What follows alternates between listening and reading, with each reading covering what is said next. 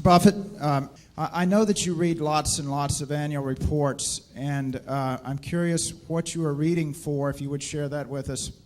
But I'm more curious, because I think I know what you're reading for, if there are any disclosures, any further disclosures that you would like to see companies make in their financial reporting, or that the SEC require in financial reporting or proxies or other communications with their shareholders. And that would be for both you and for Mr. Munger.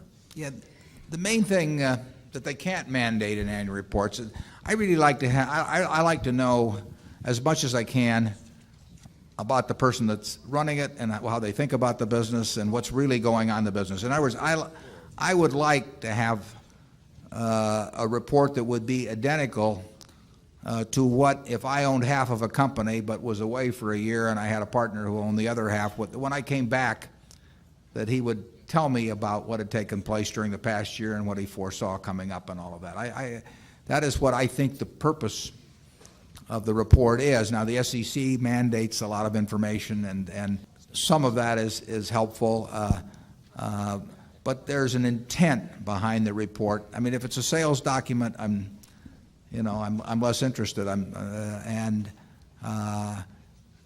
don't see any way to mandate what I'm talking about, but that's the kind of report I'm looking for. What I'm trying to do as I read reports, I like to understand just generally what's going on in all kinds of businesses. If we own stock in a company in an industry and there are 8 other companies that are in the same industry, I want to own or be on the mailing list for the reports for the other 8, because I can't understand how my company is doing unless I understand what the other 8 are doing. I want to have the perspective of, in terms of market share or what's going on in the business or their margins or the trend of margins or all kinds of things that I can't get unless I know. I can't be an intelligent owner of a business unless I know what all the other businesses in that industry are doing. And so I try to get that information out of a report. If I'm thinking about investing in a specific company, I try to size up their business and the people that are running it. And over the years, I found reading a lot of reports to be quite useful in terms of making business decisions at Berkshire. If we own a whole of a business, I want to own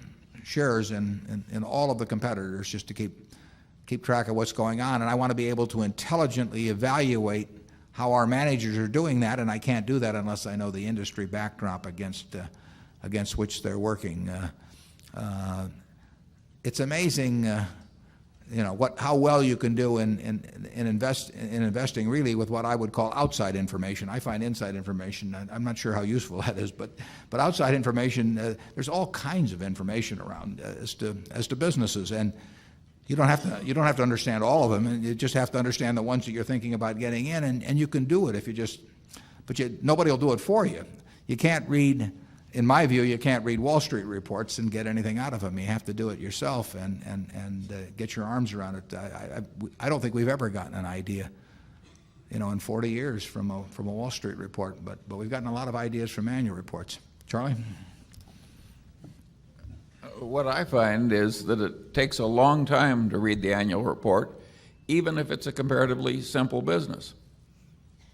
Because if you really are trying to understand it, it's not a bit easy.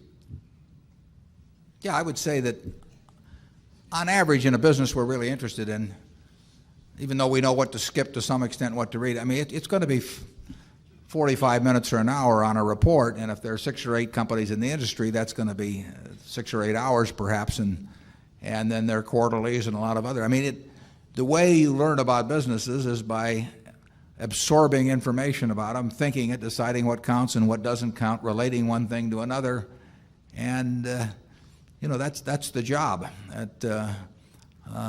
And you can't get that by looking at a bunch of little numbers on a chart bobbing up and down about or reading market commentary and periodicals or anything of the sort. That just won't do it. You've got to understand the businesses. That's where it all begins and ends.